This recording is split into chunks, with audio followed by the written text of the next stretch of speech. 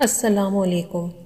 ایک عام آدمی سے شاعر بننے کا سفر بہت ہی مشکل ہوتا ہے، بہت ہی کانٹوں سے بھرا ہوا ہوتا ہے۔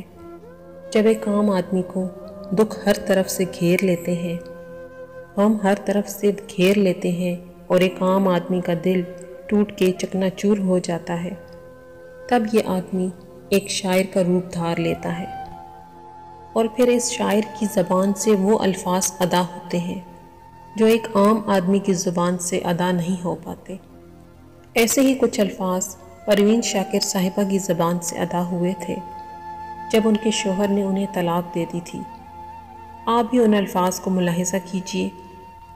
تو بدلتا ہے تو بے ساختہ میری آنکھیں اپنے ہاتھوں کی لکیروں سے الجھ جاتی ہیں۔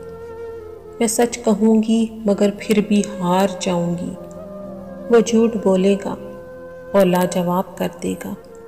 جہاں سوال کے بدلے سوال ہوتا ہے، وہاں سے محبتوں کا زوال ہوتا ہے۔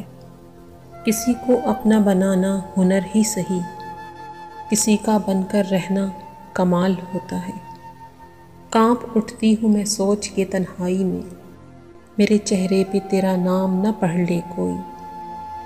اب کیا ڈھونڈتے ہو جلے کاغذ کی راکھ میں، وہ افسانہ ہی جل گیا جس کا عنوان تم تھے۔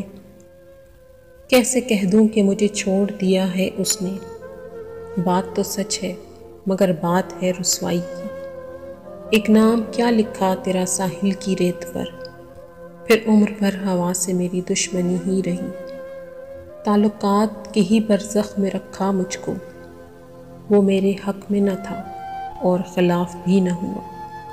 رفاقتوں کے نئے خواب خوش نما ہیں مگر گزر چکا ہے تیرے اعتبار کا موسم۔ اگرچہ تجھ سے کچھ اختلاف بھی نہ ہوا، یہ دل تیری جانب سے صاف بھی نہ ہوا۔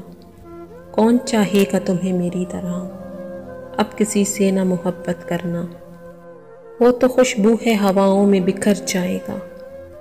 مسئلہ پھول کا ہے، پھول کدھر جائے گا، جو بادلوں سے بھی مجھ کو چھپائے رکھتا تھا۔ بڑی ہے دھوپ تو بے سائے باں چھوڑ گیا۔